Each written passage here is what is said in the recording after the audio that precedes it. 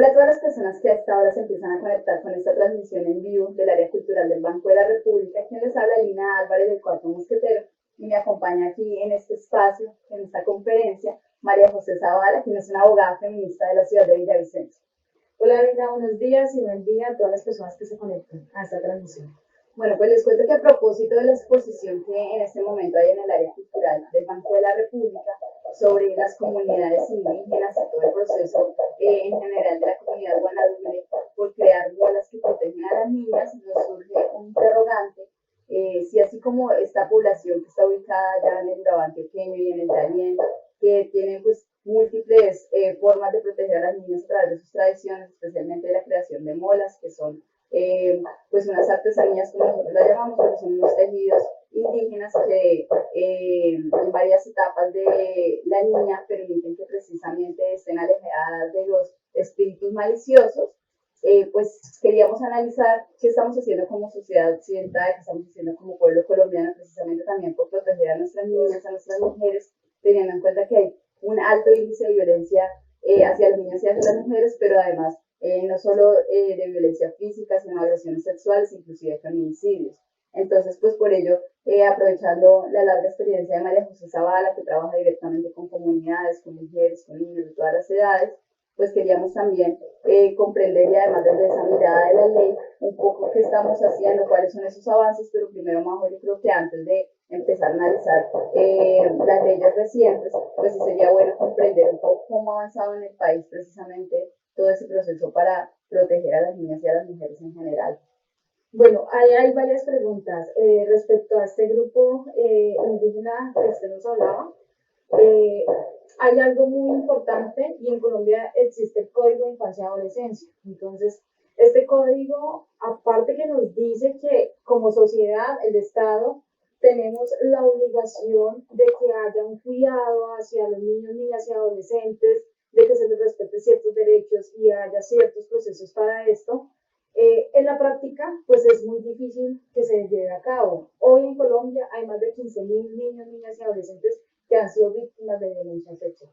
Quería iniciar con esto y decir que en cuanto a derechos, históricamente las mujeres hemos sido quienes hemos estado trabajando y luchando para conseguir ciertos espacios, para conseguir ciertos derechos, y vemos cómo iniciamos en 1921, por ejemplo, cuando se nos reconoce precisamente ese derecho a recibir un salario, a poder administrar nuestros propios bienes y nuestro propio dinero sin un representante legal.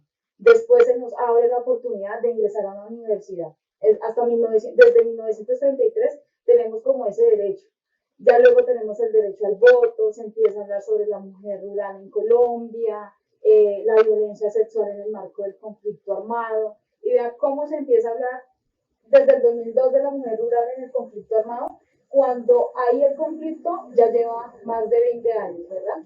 Entonces, siempre el Estado ha estado muy atrás de las necesidades que tenemos las mujeres, y en ese sentido no hemos sido tratadas como personas, como seres humanos, y no hemos estado en condición de igualdad. Entonces, esa lucha ha sido constante. Ya después después de 1970, empieza el gobierno colombiano a firmar una serie de pactos internacionales, de convenios, muy importantes para la eliminación de todos los tipos de violencia contra la mujer aquí en Colombia. Y ya en las dos últimas décadas vemos esos avances, sobre todo en aspectos normativos, para buscar una vía libre de violencias para nosotras las mujeres. Entonces vemos cómo surge la ley 1257 del 2008, la 1719, la 1761. Vemos cómo también con la constitución del 91, porque vemos en la constitución del 91 un avance muy grande a comparación de la del 86. Tenía un corte muy conservador y las mujeres no teníamos algunos derechos precisamente porque estamos en un estado machista. Como ha sido tan machista, esto es estructural, lo que quiere decir que se presenta en diferentes escenarios, no solamente en lo laboral, sino en lo político, en nuestra vida familiar, en la salud, en muchos aspectos.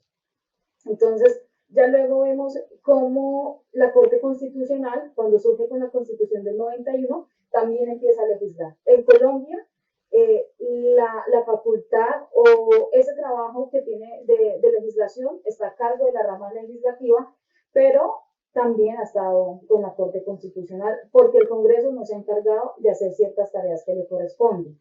A pesar de que Colombia a nivel Latinoamérica es uno de los países con muchos avances normativos legislativos a favor de las mujeres, vemos que también se quedan un poquito cortos. Entonces, la Corte Constitucional, por ejemplo, en el 2005 más o menos, hablaba sobre el lenguaje incluyente, pero entonces nos decía, cuando hablemos de hombres, de personas, niños, estamos incluyendo a las mujeres.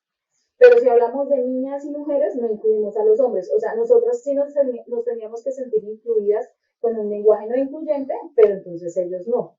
Ya hoy en día la Corte Constitucional incluso no solamente es incluyente, sino que también le exige a las diferentes instituciones estatales que tengan en cuenta que tengan un enfoque de género a la hora de tomar decisiones, sobre todo en la rama judicial, que es donde más se ha revictimizado a las mujeres.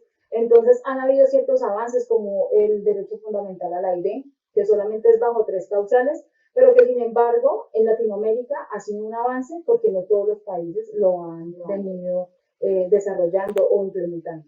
Bueno, yo creo que recapitulando un poco todo lo que nos acaba de afirmar Majo, es importante tener en cuenta que precisamente el movimiento feminista, con su lucha histórica, no solo pues, en América Latina, sino en el mundo, permitió que las mujeres fueran cada vez ganando más espacios, precisamente que antes nos eran negados porque no éramos tenidas en cuenta como personas, ¿no? Sino como le decía María José, como cosas prácticamente que estaban pues limitadas a servirle a un hombre, que era quien tenía todos sus derechos humanos básicos y podía exigirlos. A partir de ese proceso, pues podemos decir que Colombia siempre ha estado, aunque pues con algunas limitaciones, como el hecho, por ejemplo, darse cuenta de las implicaciones que tenía el conflicto, por ejemplo, en la mujer rural y en general que en muchas ocasiones no ha reconocido precisamente todos los alcances del conflicto armado en un país que lleva más de 52 años pues, sufriendo por eso.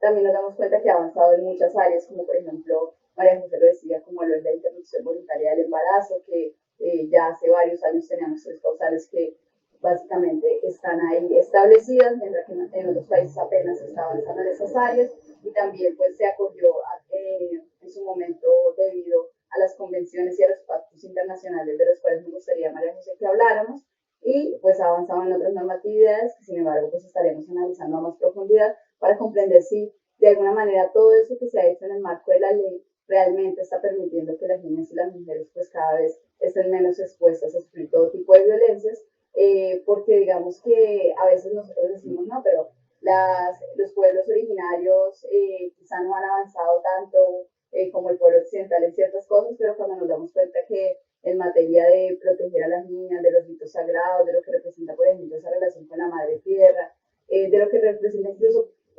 momentos y tan naturales para las mujeres como hasta la masturbación femenina, porque hace poquito lo analizábamos, nos damos cuenta que nos llevan años luz, mientras que nosotros como sociedad occidental, que a veces nos tratamos de ser súper civilizados y haber avanzado en muchas cosas, pues de eso nada, ¿no? Entonces esto le demuestra, por ejemplo, algo tan sencillo como que cuando la mujer en la primera menstruación, en su menarquía, bueno, se va a convertir en mujer, pues los pueblos antes las cobijan, los pueblos indígenas, especialmente el pueblo Guanalude, a través de las mujeres, pues les protegen, las llevan a un lugar donde los espíritus molestos pues no las puedan afectar, y en general eso también es un simbolismo de que los hombres no puedan todavía querer pretenderlas. Es un ritual que ya cuando ellas se supone que se conviertan en mujeres y más adelante pues ya puedan ser pretendidas, pues ahí sí pues puedan ser tenidas en cuenta y inicia su proceso obviamente de búsqueda de su compañero, como pues se maneja en este tipo de población. Pero sin embargo, pues nosotras en muchas ocasiones vemos que la niña ni siquiera se les ha llegado a la menstruación y ya ha sufrido de agresiones sexuales, de abusos sexuales, y pues eso es bastante lamentable. Así que me gustaría más que nos explicaras un poco sobre estos pactos internacionales en los que Colombia se cogió, que se supone que también van muy ligados a proteger a las niñas y a las mujeres para continuar avanzando un poco en las otras normatividades y ya ponerlo en el contexto de lo que está pasando aquí en el meta. Creo que hay dos especialmente. Sí, bueno, sí, las eso se hizo en 1995. Esos pactos han servido muchísimo para el país porque precisamente eso hace parte del bloque de constitucionalidad, lo que quiere decir que el gobierno tiene que trabajar a partir de esos pactos. Entonces, mucha de la legislación que ha salido en Colombia ha sido precisamente por haber firmado esos pactos, por hacer parte de ellos y que no se pueden violentar, sino que se tienen que garantizar. Entonces, esa es la obligación de las instituciones que no se ve aquí en Colombia. Ahorita usted hablaba precisamente de esa garantía o esa protección que reciben las niñas que no se da en este gobierno o más bien en las instituciones, precisamente porque se ha venido revictimizando a las mujeres que sufren de cualquier tipo de violencia. Entonces, veíamos, les decía ahorita que hay más de 15.000 niñas y adolescentes que han sido abusadas sexualmente, pero también vemos que las instituciones tienen que prestar un servicio, o más bien en cada municipio debería existir una casa refugio para esas mujeres y niñas que son víctimas de violencia basada en género, pero que hoy en día más del 50% de los municipios no prestan ese servicio. ¿Eso qué quiere decir? Que muchas mujeres víctimas se tienen que regresar a vivir con el victimario y a seguir en ese ciclo de violencia. Entonces, el ciclo de violencia no se interrumpe, sino por el contrario, sigue ahí. No se interrumpe es porque no se garantiza precisamente esa protección. Entonces, no se está garantizando ni los derechos de las mujeres, ni mucho menos se está dando cumplimiento al Código de Infancia y Adolescencia, que es quien reglamenta todos los derechos de los niños, niñas y adolescentes. Entonces, vemos cómo el Estado revictimiza también de esta manera.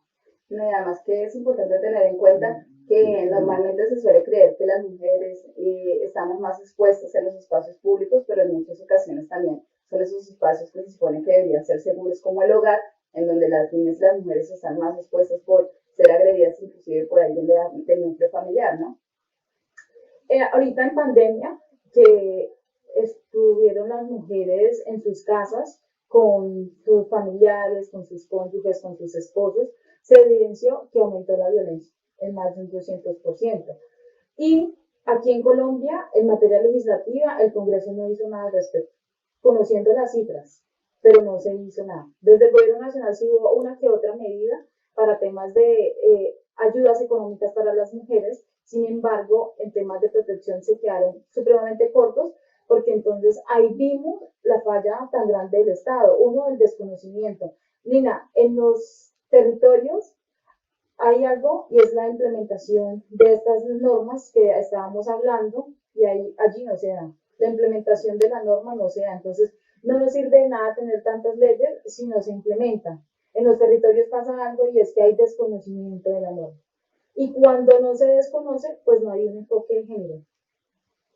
No, y además es bastante preocupante, por ejemplo, y ya me gustaría que nos explicaras un poco sobre la ruta de atención ante casos de violencia, la ley 1257, porque, por ejemplo, hemos recibido denuncias y esto lo vamos a profundizar cuando estemos adelantando las otras conferencias para analizar, por ejemplo, cómo están las mujeres en la periferia, en la ciudad, pero también cómo están en la ruralidad. Y hay denuncias que las mujeres llegan allá a ciertas instituciones a denunciar y les dicen como estoy ocupado, esperen, no tengo tiempo. Entonces, por ejemplo, ahorita durante las festividades en municipios como por ejemplo San Martín y en otros lugares donde estaban adelantando pues las fiestas propias de cada municipio o región, pues entonces estaban en fiestas. Y se supone que en este tipo de festividades es donde más están expuestas las mujeres y suelen sufrir más tipo de agresiones, no solo violencia intrafamiliar, sino también agresiones físicas, sexuales y demás, tanto niños como mujeres, y pues resulta que los funcionarios estaban también ocupados en estas festividades, o casos donde se quiere mantener el secreto que menores de edad han sufrido de abusos múltiples, como también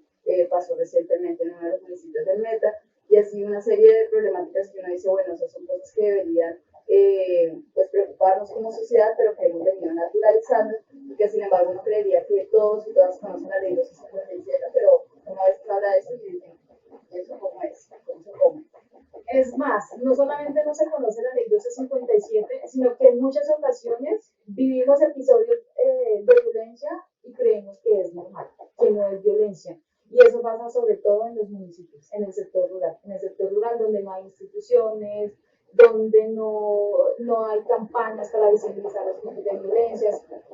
Entonces vemos cómo las mujeres, sobre todo el sector rural, van a interponer una denuncia, van a poner en conocimiento un acto de violencia y no lo reciben porque dicen que no son una institución competente, pero tampoco lo remiten a ningún lado.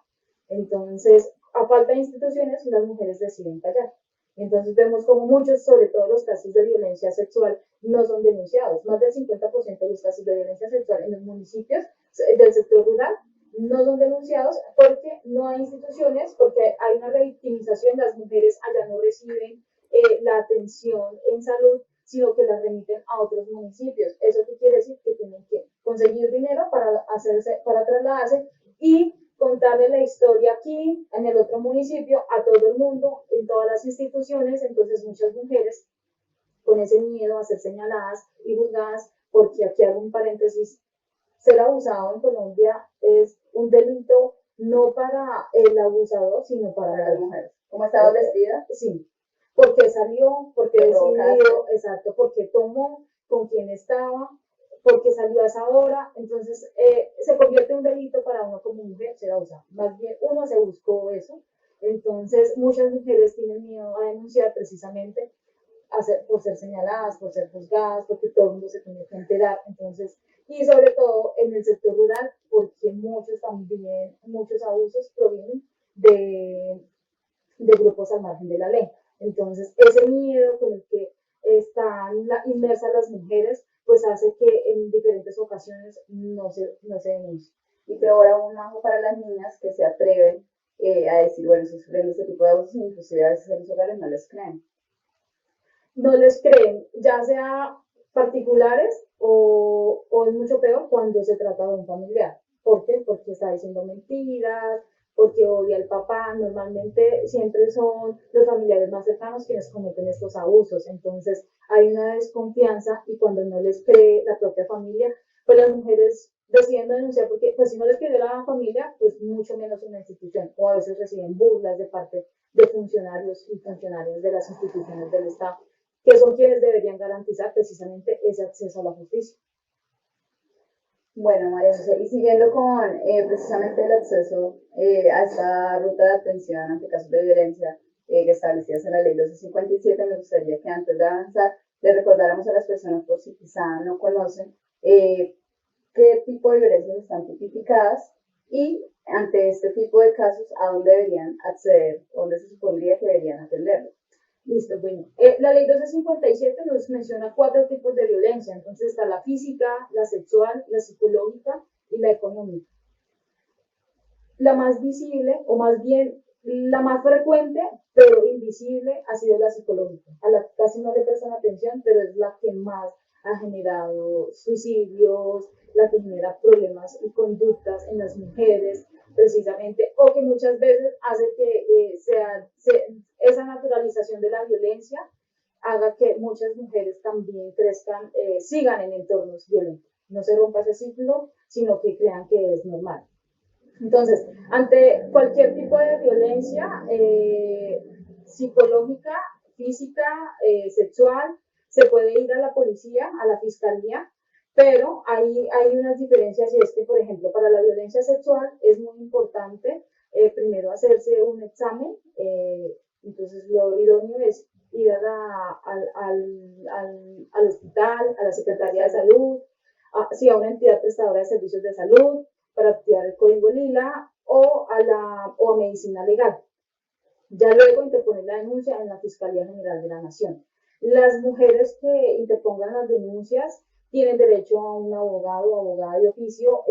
Si no tienen dinero, la Defensoría del Pueblo está en la obligación de prestarle ese asesoramiento y ese acompañamiento jurídico. Para las mujeres que son víctimas de violencia psicológica hay algo muy importante.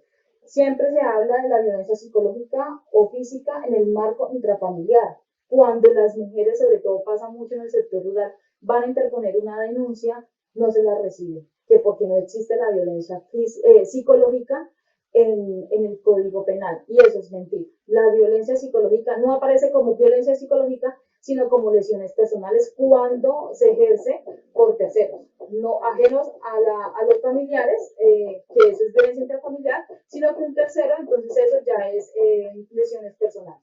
que es tanto físicos como psicológicos. Estas lesiones personales se pueden denunciar entonces en la policía o en la fiscalía. ¿Vale? Y precisamente cuando es en el marco intrafamiliar, entonces violencia intrafamiliar se puede denunciar en una comisaría de familia. La comisaría de familia debe prestar un acompañamiento psicológico y debe remitir por obligación a la fiscalía esta denuncia. Muchas veces no lo hacen y nos pasa que esa violencia física o psicológica se convierte en un feminicidio y la fiscalía nunca conoció el caso. ¿Por qué? Porque no fue remitido por la comisaría o porque no hubo una medida de protección. Entonces, las mujeres a veces tenemos que solicitar las medidas de protección cuando quien debe valorar el riesgo es la comisaría y debe decidir qué medida de protección otorgarles. Entonces, las mujeres que de pronto han denunciado y no les han otorgado una medida de protección, exijan, pero el deber ser es que la comisario de familia, haga el estudio de riesgo para decir qué medida de protección nos pueden otorgar. Cuando se trata de violencia física, igual hay que hacer una valoración del riesgo, también una valoración de los daños que se nos hicieron. Se puede hacer en medicina legal, en una institución prestadora de servicios de salud y en la fiscalía. Entonces, cualquier proceso que impulsa en la fiscalía, que se requiera abogado, abogada, puede ser acompañado si la persona sí lo quiere y no tiene para prestar o para pagar a un profesional en derecho. Entonces, la Defensoría del Pueblo está en obligación de asignar a un abogado o a un profesional para que defienda y acompañe a la persona, a la víctima en estos casos. Hay algo muy importante en Colombia y es que al interior de las Defensorías del Pueblo se creó una oficina para atender casos de violencia basada en género que se llama la dupla de género. Y la dupla ha emitido alertas tempranas sobre casos de violencia hacia las mujeres. Las instituciones no han prestado mucha atención y por eso no se ha podido prevenir algunas violencias, algunos casos que han sido pues lamentables, sobre todo para las mujeres, pero es muy importante ese trabajo que han venido haciendo sobre todo en el territorio. Sí, pero bueno, Majo, pese a precisamente todos estos avances, la dupla de género, que hayan tantas opciones a la hora de poder denunciar, sabemos que en muchas ocasiones esta ruta de atención no suele ser efectiva, ¿no? Hay muchos impedimentos que permiten o que impiden que la mujer precisamente pueda denunciar, ya sea porque minimizan sus casos o digan simplemente es una pelea y con el esposo se le va a pasar y luego pues se convierta esto en un feminicidio, o de que le digan a las niñas, no, quizá no es tan grave como lo estás imaginando, sigue en tu casa y luego pues pueda pasar algo peor, que se vayan de su hogar a temprana edad, que terminen cayendo en hacer sus hogares pues, sin haberse dimensionado o haber pensado lo que podría suceder y que derive en embarazos adolescentes y muchas cosas pues, que conocemos que está sucediendo, o que incluso haya tantos feminicidios en menores de edad como hemos visto que ha sucedido, o que incluso las niñas terminan engrosando grupos armados precisamente tratando de escapar de todas estas violencias físicas, sexuales, psicológicas, económicas y demás que se ejercían en estos hogares. Vemos que pues hay unos impedimentos claros para que esta ruta funcione, pero que sin embargo también hay otras organizaciones de la sociedad civil que suelen hacer estos acompañamientos y en los que también en caso de que pues no puedan acceder a la ruta también puedan denunciar y puedan tener ese acompañamiento. Me gustaría que de tu experiencia, María José, nos contaras también, porque sabemos que acá en el Meta hay varios. Bueno, y a nivel nacional también, empecemos con a nivel nacional. A nivel nacional hay una línea muy importante que es la 155. Yo siempre he dicho que esa es la línea amiga de las mujeres porque allí reciben, pues primero la línea es gratuita, que muchas mujeres que son víctimas de violencia son de escasos recursos, entonces es gratuita y eso facilita el acceso a conocer y a saber o a recibir un acompañamiento. Entonces, esa niña le ofrece una atención psicológica, pero también jurídica. Entonces, la asesora qué es lo que tiene que hacer y la acompaña para activar la ruta. Y aquí en lo local, en Villavicencio, pues está en temas de violencia basada en género, la veeduría Mujeres Libres de Violencia, que ha venido haciendo pues un trabajo bien importante, no solamente de control a las instituciones, sino también de acompañamiento a las mujeres que requieren o que han sido víctimas o que conocen casos de violencia basada en género, y que eso es bien importante porque precisamente aquí el MET de Villavicencio, pues la cultura machista es bastante y Villavicencio es una de las ciudades a nivel nacional con más casos de violencia basada en género. Entonces, las instituciones pues no funcionan y además estamos en una sociedad que no da tregua y que le ha imposibilitado a las mujeres desarrollar y poder ejercer ciertos derechos pues que son de todas y todos. Claro que sí. Y a nivel de ¿conoces también alguna otra? Pues está el Meta con mirada de mujer, en Mesetas hay Chocolate entre amigas, está la red departamental de beberías de aquí, el departamento del Meta, que también trabajan en diferentes municipios. Aquí en Villavicencio y en el Meta hay bastantes organizaciones, todas se me escapan, pero lo que sí tengo muy claro es que el activismo de tantas mujeres y de tantas organizaciones es lo que ayuda a que las mujeres no se sientan solas, a que se animen a denunciar, pero también a que las instituciones estén funcionando, porque cuando las mujeres dejan de callar, entonces todo empieza a funcionar. Claro que sí. Y bueno, y además, ¿qué papel entonces también en este proceso cumple la Secretaría de Mujer que tiene cada alcaldía, tanto a nivel de las capitales de los departamentos como en los municipios? Bueno, ahí es muy importante y creo que hay un papel que no han venido haciendo y es como el de estudiar los casos de violencia.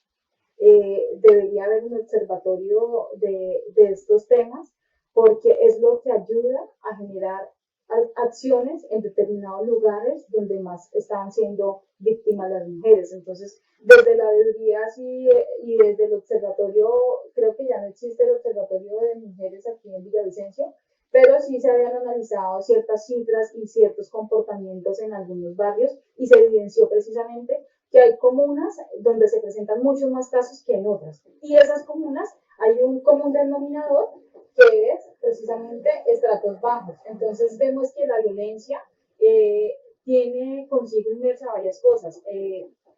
O más bien los casos donde las mujeres han venido siendo agredidas, hay algo en común que es el sector o más bien la posición socioeconómica, el estudio y también los casos de trabajo.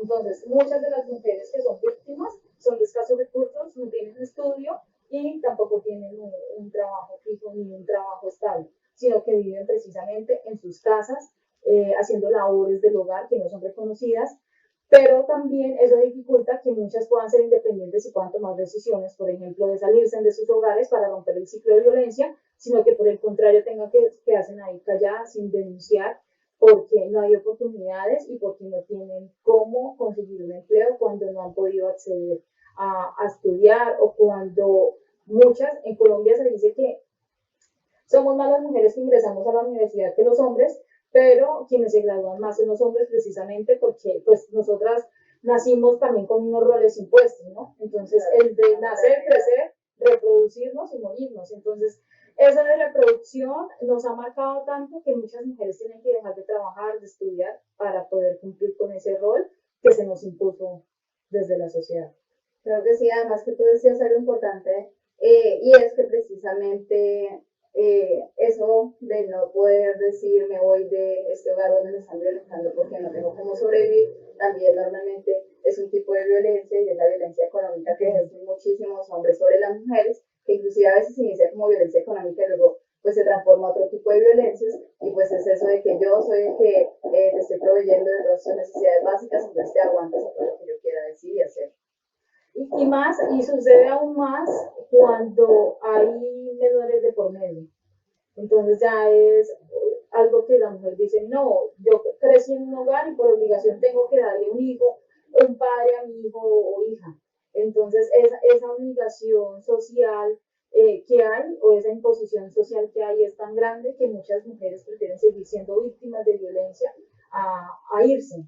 Y lo otro es que cuando van a denunciar, y he conocido varios casos, muchas mujeres denuncian pero no les dan medidas de protección, tienen que volver a su casa con su agresor y seguir recibiendo. Y vuelven a ir, ay, pero ¿por qué está allá? La mujer no es la que se tiene que ir porque es la víctima. El agresor es quien se tiene que alejar del lugar donde está agrediendo, así sea la casa de los dos. Se tienen que separar porque precisamente enviarla ya con su agresor va a seguir generando diferentes hechos que le puedan vulnerar. Y eso es lo que ha llevado muchos feminicidios, sobre todo en Villavicencio, que las envían nuevamente con sobreso, no hay medidas de protección, el aparato, el sistema judicial es lento, por lo que hace que muchas mujeres terminen,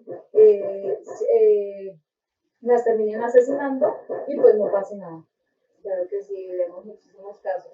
Pero además también decías algo importante y es el hecho de que en muchas ocasiones las mujeres pensando en sus hijos pues terminan aguantando y es que quienes en ocasiones se animan a irse de su hogar, a tratar de buscar cómo sobrevivir, pues tienen que dejar a las niñas, a los niños en sus casas o en ciertos lugares pues, para que ellas puedan ir a trabajar y normalmente pues están más en riesgo de sufrir diferentes tipos de agresiones, lo vemos inclusive como lo hablábamos antes de iniciar pues, esta transmisión, con el caso de las trabajadoras sexuales, que aquí en Villavicencio pues básicamente tienen que tener a sus niños y a sus niñas en una habitación de la residencia y en otra pues están ejerciendo pues su labor también y pues allí también están en riesgo los menores, pero donde más los van a dejar.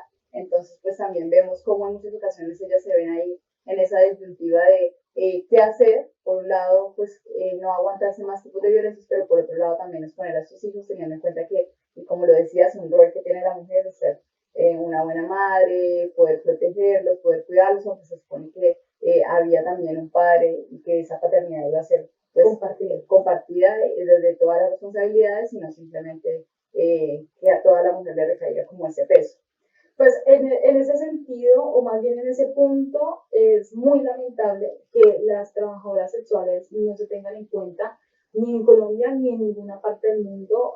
Ha sido una profesión que es antigua, pero poco respetada y que a ellas no las tratan como seres humanos, es decir, están muy alejadas de la sociedad, hay rechazo constante y no se piensa ni en ellas ni tampoco en los menores de edad que hay ahí. Ese entorno de inseguridad en el que están frecuentes, esa falta de oportunidades, porque muchas ni siquiera tienen cómo enviarlos al colegio. No solamente es que la educación sea gratuita para los niños y para las niñas, sino que se garantice que puedan llegar a un colegio, que tengan una alimentación, que tengan un transporte, que tengan cuadernos, que se den todas las herramientas para que puedan estudiar. Y eso pasa muchísimo con los hijos de las trabajadoras sexuales. Y vemos como ellas pues no tienen otros medios y no hay oportunidades para ellas precisamente porque se ha estigmatizado bastante esta profesión.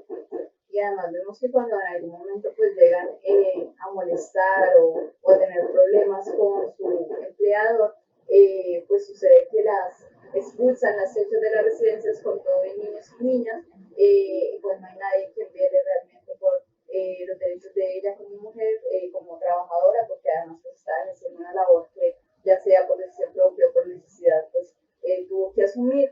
Y por otro lado, pues que niños y niñas estén ahí en las calles recorriendo pensando cómo lograr poder alimentarse, porque incluso pasan muchas horas sin alimentarse, lo decimos desde una experiencia propia, desde Puerto Mosquetero hemos conocido casos de mujeres que, por ejemplo, tuvieron problemas en las residencias en las que trabajaban y necesitaban irse de urgencia para otra ciudad para estar más seguras, pero no tenían ni siquiera para comer algo y estaban con sus niños y niñas por las calles, porque además recordemos que hay un alto número de trabajadores sexuales que son migrantes. Entonces, si a las trabajadoras sexuales colombianas pues le niegan sus derechos como colombianas para acceder a derechos como salud y demás, pues imagínense aún más a las mujeres migrantes. Así es. Pero bueno, ya avanzando un poco, teníamos que, o nos nombraste otras leyes que hay que tener en cuenta a la hora de proteger a las niñas y a las mujeres, y es, por ejemplo, la ley 1448 en la que, del 2011 que nos hablabas, que precisamente también reconoce las agresiones sexuales de las mujeres en el conflicto, y que teniendo en cuenta que pues Colombia ha sufrido por el conflicto armado, pues de alguna manera pues debería ser fundamental tener en cuenta pues este ítem, porque incluso muchas mujeres también se fueron a ser parte de actores armados porque sufrían de agresiones sexuales en sus hogares y otras pues sufrieron fue en el marco de todos estos conflictos en los territorios, pues de que sus cuerpos fueran usados como botín de guerra. Así es, precisamente, hasta el 2011 se empieza a hablar de la violencia sexual en el marco del conflicto armado, desde lo legal, desde lo jurídico. En el 2002 empezamos a hablar de la mujer rural, pero ya en el 2011 entonces sabemos que las mujeres fueron víctimas de violencia sexual en el marco del conflicto, pero algo muy lamentable es que a hoy muchas mujeres no han sido indemnizadas y no han obtenido justicia. Entonces vemos cómo esa ley es importante porque reconoce algo que se negaba o que incluso los grupos al margen de la ley han venido negando y que, como lo decía Lina, las mujeres fueron o hemos sido el botín de guerra y el botín de diferentes escenarios, tanto políticos también, para poder conseguir lo que los hombres desean, para poder conseguir lo que los que tienen el poder desean. Entonces, en el marco del conflicto se cometieron delitos atroces contra las mujeres, incluso también contra periodistas que trataban de reflejar lo que estaba sucediendo. Y ya con esta ley, pues entonces ya hay un acceso a la justicia. Ya las mujeres pueden denunciar, porque si antes ni siquiera se reconocía el delito de desaparición forzada, porque para las instituciones no sucedía conflicto en esos municipios, pues era mucho más difícil para una mujer hablar sobre estos temas. Ya con esto, hablar de acceso a la justicia, pues es un gran paso. Y como lo decía, todas estas leyes que empezaron a surgir después de la 1257 del 2008 han sido de gran importancia para las mujeres, y no es que no todas hayan podido acceder, pero en temas de implementación el reto es bastante grande. Claro que sí. Y además porque seguimos precisamente como país sumergidos en un conflicto armado, porque aunque se haya firmado el acuerdo de paz las antiguas FARC, pues sabemos que también hay otros grupos disidentes, sabemos que también hay otros sectores armados como el ELN, grupos paramilitares y demás, y pues todavía queda mucho por hacer en materia de protección de niñas y mujeres en el marco del conflicto armado. Quizá esperamos pues, que sea más tenido en cuenta en la agenda política y en general también de la agenda social. Pero bueno, María José, sabemos que después de pues este avance con la 1448, también en el 2014 sale la 1719, ¿cierto? Bueno, sale la 1719 y la 1761, que son bien importantes porque una es sobre violencia sexual, que despliega ya todo el derecho como tal y el procedimiento para acceder a la justicia, de lo que venían haciendo con la 1257, y a la otra con el caso de los Alvira Celis, que le da un vuelto a todo. Colombia pues empieza a tipificar el feminicidio como un delito por primera vez en la historia.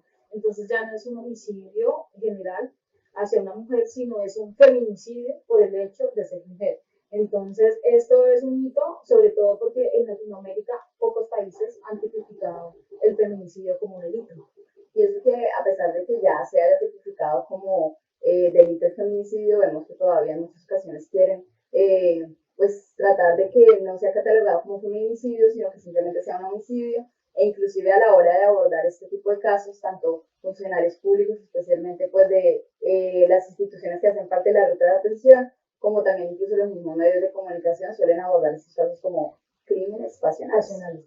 Y no solamente eso, los medios hablan de crímenes pasionales, pero la Fiscalía sigue hablando de homicidios. Entonces, el año pasado ocurrió un hecho aquí en Villavicencio muy lamentable, un feminicidio, y lo tipificaron como homicidio, aun cuando se había presentado con antelación una denuncia por parte de la víctima por tentativa de feminicidio, que también lo tipificaron como lesiones personales cuando no la asesinaron porque los vecinos la ayudaron, pero pues le estaban pegando con un martillo, o sea, por poquito la mata.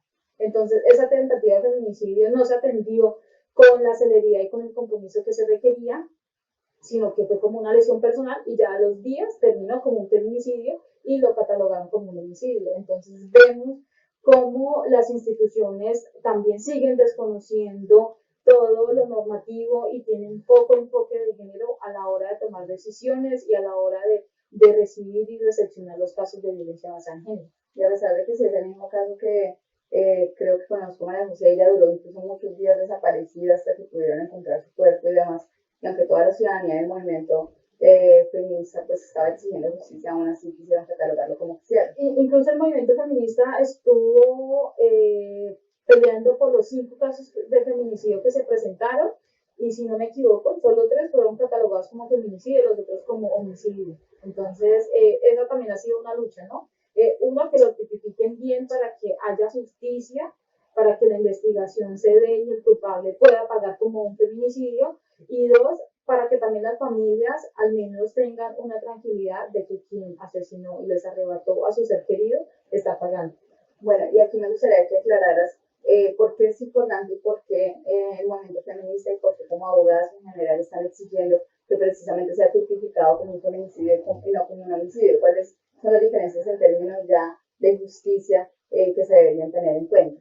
Bueno, sobre todo la tipificación diferenciada nos permite saber los hechos.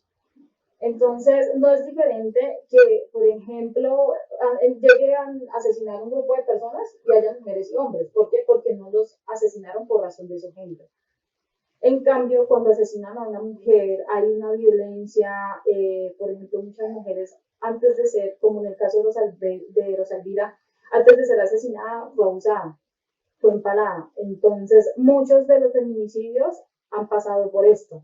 Y cuando precisamente hay una superioridad o hay un poder ejercido por la condición de desigualdad en la que siempre ha estado las mujeres frente al hombre, exacto, biológicamente, esa condición de desigualdad biológica y social. ¿Por qué es importante? Porque le da herramientas no solamente a la ciudadanía, sino a las instituciones para poder abordar estos casos, para poder saber de qué manera tiene que afrontarlos y de qué manera tiene que empezar a trabajar y abordar políticas que ayuden a no solamente a satisfacer las necesidades de las mujeres, sino a eliminar todos los tipos de violencia hacia las mujeres que, lo decía anteriormente, inician con unos tipos de violencia y luego terminan con feminicidio. Claro que sí, María José. Bueno, pero además como ya se nos va terminando el tiempo de esta transmisión en vivo y sabemos que hay muchos temas que vamos a seguir desarrollando durante las otras 2 conferencias y me gustaría que antes de hacer una lectura general de la situación que están viendo las niñas y las mujeres, que ya lo hemos podido abordar durante este encuentro, me contaras tu punto de vista sobre precisamente estas tradiciones tan importantes que en muchas ocasiones se desconocen del pueblo guanadule por proteger a sus niñas y a sus mujeres desde muy pequeñas, ¿no? Porque veíamos que casi que desde los 3 meses empiezan estos rituales hasta que se convierten en mujeres y pues ya pues también tienen esa capacidad de protegerse a sí mismas. Bueno, a mí me parece interesante porque creo que desde esa edad es que se tiene que empezar a construir sociedad y cuando las mujeres conocen no solamente sus derechos, sino también los tipos de violencia, entonces son mujeres que cuando sean adultas van a proteger a otras mujeres, pero también no van a caer en ese círculo de violencia, no van a permitir más bien. Entonces es muy importante, ojalá nosotros también pudiéramos implementar ese tipo de cosas desde el hogar, desde los colegios, pues la sociedad en general, y que el Estado, las instituciones también se pusieran como la 10 en ese sentido y poder trabajar en ese aspecto porque es muy importante que las mujeres se empoderen de ciertos aspectos, de ciertos conocimientos, pero también que conozcan, o sea, se empoderen a través de las herramientas de conocimiento. Entonces, que las mujeres se protejan desde temprana edad, pues es muy favorable porque de seguro no van a ser permisivas con los abusadores. Y entonces se requiere precisamente la implementación de diferentes tipos. Hay costumbres que definitivamente sí deberían seguir, como hay otras que de pronto las que hacen daño o las que han generado precisamente estos ciclos de violencia son las que no se deben permitir. Pero lo que hace el pueblo indígena me parece bastante interesante y muy chévere que lo empiecen a hacer ya como una costumbre y que se vuelva una ley para ellas, sobre todo la protección de los derechos de las mujeres, porque hace también que incluso las instituciones que ellos tienen sean respetuosos de esos procesos. Claro que sí, bueno, y aquí también la invitación es para que conozcan precisamente de estas tradiciones, de esta cultura del pueblo guanadule, en el caso específico también de cómo a través de las molas protegen a sus niñas y a sus mujeres, pero en general porque siempre nos están dando también ese proceso de reflejo, de mostrarnos a través de un espejo cómo deberíamos estar pensando en proteger a nuestras niñas, a las niñas para que precisamente desde muy pequeñas pues no sufran ningún ciclo de violencia y pues puedan también, como lo decía María José, a futuro ayudar a proteger precisamente precisamente también a las otras, que en nuestra sociedad en muchas ocasiones no se ve porque se nos enseña a mirar a la otra como competencia y en muchas ocasiones pues no nos interesa lo que le está sucediendo a los demás, sino solo nos preocupamos por sí mismos. Y en ese sentido, María José, me gustaría que para terminar dejaras esa reflexión de la importancia de que en un departamento como el Meta, que ha estado en alerta roja por feminicidios, que es uno de los departamentos con más violencia hacia las mujeres, pues le recordemos a quienes nos están escuchando, le recordemos a las instituciones que tenemos un compromiso precisamente para que todas estas leyes y en general, para que las niñas y las mujeres pues, puedan vivir en ámbitos de una vida libre de todo tipo de violencias.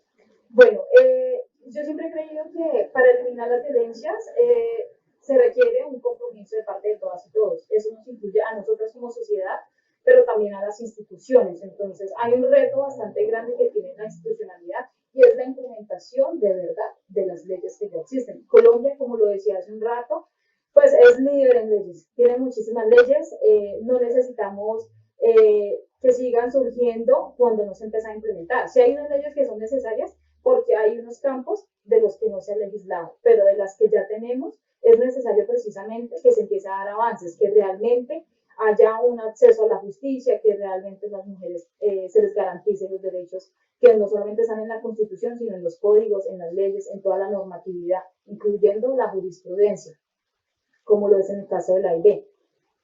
Entonces necesitamos un compromiso de todas y todos, de las instituciones, de garantizar esos derechos, pero también lo decía Lina, algo muy importante, y es que a nosotras nos han educado haciéndonos creer que somos enemigas, que esto es una competencia entre nosotras, y todo lo contrario. Se ha demostrado que juntas somos más, pero también que nosotras podemos conseguir grandes cosas. En la historia, quienes han conseguido quienes han conseguido más bien todos estos privilegios que hemos tenido nosotras, pues han sido grupos de mujeres. Las mujeres solas difícilmente podemos conseguir algo, pero las mujeres unidas podemos gritar, podemos pelear, podemos exigir, podemos ayudar a las otras, podemos acompañar y podemos también aprender muchísimo una a la otra. Claro que sí, transformar esos territorios que tanto necesitamos precisamente para construir el país que soñamos. María José, muchísimas gracias por habernos acompañado en esta transmisión en vivo. Gracias, Lina, y gracias a todas las personas que se conectaron. Así es, muchas gracias a todas las personas que nos estuvieron viendo en esta transmisión. Recuerden que van a haber 2 capítulos más para comprender realmente qué estamos haciendo en materia de cuidado y de protección de las niñas y las mujeres. Le agradecemos al área cultural del Banco de la República de aquí de Villavicencio por permitir estos espacios de diálogo que son tan importantes y además porque precisamente la exposición del pueblo guanadule también nos deja estas reflexiones, estas invitaciones que son importantes tener en cuenta y que por cierto si quieren ir a conocerla está allí expuesta o en general pues a través de la página web y de sus redes sociales pues pueden conocer aún más sobre estas tradiciones y culturas de pueblos que están aquí en Colombia y que en muchas ocasiones no conocemos, también está en Panamá, pero pues en general muchísimas gracias. Entonces les habló María José Zavala y Lina Álvarez, hasta la próxima.